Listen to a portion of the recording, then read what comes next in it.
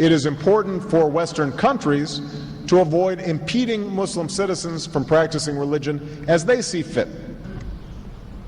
And I consider it part of my responsibility as President of the United States to fight against negative stereotypes of Islam wherever they appear.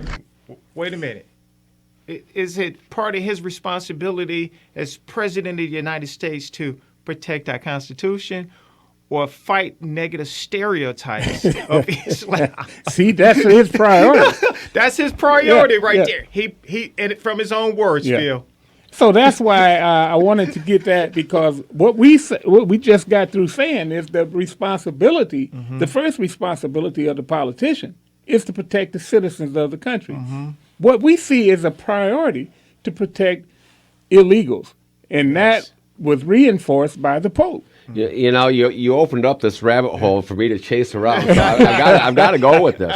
As far as his responsibility to protect the right of the Muslim to practice his faith over in Saudi Arabia or wherever else, has no bearing to us over here. You're very right. His job is to protect the citizens. But what I wish he would do, and what he is trying to do, is incorporate the First Amendment argument on this. And I am premodernal in my views on history, which I means I really believe history can repeat itself, and history should speak for itself and allow us to move on and learn from it. And if you were to actually look at, and I asked people to research themselves, Supreme Court, Joseph Story, he was one of the very first Supreme Courts this country had. He came out and he made a statement in a case on religious freedom, and he says the First Amendment there is not to protect atheism or the Muslim or any other faith. What the First Amendment was there for, and this is according to the Supreme Court of his time, before, still operating underneath the true tenet of what the Founding Fathers wanted that First Amendment to mean. He stated that the First Amendment was there to protect a person of having their own Christian denomination, and not have that discriminated against. That was the original intent of the First Amendment. That is not where the Supreme Court has taken it since Joseph Story. But in reality, the job of the president is, as you said, is not to protect somebody's outside of the country's rights or anything else. His job is to protect the rights of the citizens of the United States. He is not the global president. He is the president of the United States. And that's what he's acting like. Well, what they've done is they've, in my estimation, they've taken the 14th Amendment out of context. What they have done is expanded anybody that's here, regardless of whether they were born here or whatever. They now say that they're citizens. And as such, they are subject to the 14th Amendment. Well, that's all well and good, but we got to look at the original intent of the Michigan congressman that is the one that wrote that law, that 14th Amendment, Senator Jacob Howard. And what he said, the word jurisdiction, as here employed, ought to be construed as to imply a full and complete jurisdiction on the part of the United States. In other words, they should be under our full jurisdiction. And that means that if somebody just come here and walked across the border and was pregnant, then that should not apply. But go a little bit further,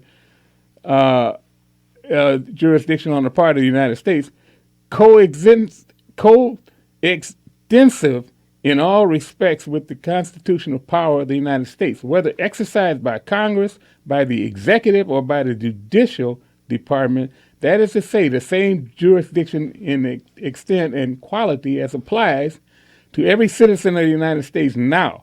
Certainly cannot contend that, and this is why they excluded the Indians out of the original 14th Amendment, that an Indian belonging to a tribe, although born within the limits of the state, is subject to this full and complete jurisdiction. The United States courts have no power to punish an Indian who is connected with a tribe for a crime committed by him upon another member of the same tribe. So the intent of the 14th Amendment was to protect those former slaves that were born in this country and brought here against their will, their parents brought here against their will. That was separate and distinct from somebody coming to this country voluntarily in order to profit from the gifts that are available here in this country, and that's exactly what we need to be trying to enforce. Instead of that, we're opening up our borders and our treasury to illegals and to people that that have a questionable intent of what they want to do when they get here. Yeah, because we don't have a process right now. Well, that's right again, now that's of because vetting these people. Because the courts have written the laws, the immigration laws. We have an immigration court. I don't know if you guys know it. We have an immigration court that's does nothing but immigration things in order to comply with this 14th Amendment about due process. Okay, these people are organized. They have a collective bargaining agreement with the government. Judges have a collective bargaining agreement. They're unionized judges. So you know what kind of rulings you're going to get out of that court. Yeah. So what the whole thing is, and goes back to what I was saying. In addition, I bet you they probably making sure that it's very multicultural. You know it. So I mean, some of the rulings that come out of there, it's going to be people that's Looney very, Tunes. That's going to have a compassion for people all around the world. So bringing them in. This is one of the things that I would like to throw out to you and to the listeners out there. We need to direct our attention to trying to bring the court system in this country under control. Well, yeah, exactly. For example, the 14th Amendment you brought up, or I would say any amendment that has gone to the Supreme Court. It used to be the Supreme Court there was to interpret the law as best as they could, the way the founders intended. You keep using the intent of the law. Yeah. Their job was to find the intent of the law and apply it when cases would come before them. But the Supreme Court, for some reason, made it to where they can interpret the law as they see fit for the time. In other words, they don't have to look at original intent. They just have to interpret the law as how it applies today. Yeah. Rather than looking at how did it apply when they wrote it, what did they have in mind, how does that apply today, and how can we use that for today's standards, which is the difference between a liberal Supreme Court justice and a conservative Supreme Court justice. This is why we need somebody in the White House that is going to put place in conservative that's going to sit there. You and I feel that the Constitution should be looked at original intent. This is what the founders meant for this country when they wrote it. This is what they had in mind when they wrote it. This is what that law was written to protect. To us, that makes total common sense. It just makes sense that if you're going to write a law, you enforce that law the way the founders intended, the ones who wrote the law intended it to. Supreme Court on the liberal side says, no, we have to apply the law the way it works today. Well, they got 2 or 3 different ways: strict scrutiny, intermediate scrutiny, and another one. And what this does is they determine whether or not the government has a compelling interest in granting certain rights. Now, when you talk about the government granting certain rights, now we get a hodgepodge. We don't know exactly what they're going to come up with. And the thing, and the proof is that look at just recently with the jailing of Kim Adams. And then before that, let's look at the people that were not that did not want to bake the cake for a homosexual couple. They are enforcing that law, trying to bankrupt these people. And what is the law? There's no law. This was done by some kind of a star chamber, some kind of a board at a local city council or something. That's what they are about to bankrupt these people for. Nobody ever put a gay couple in jail for coming in and applying for a marriage license, did they? No. But they put Kim Adams in jail because she's saying, well, look, I'm going by the law that was in existence when I was elected, and so for that she goes to jail. This is incredible. And you know what? Kentucky has a marriage protection amendment that marriage is between a man and a woman.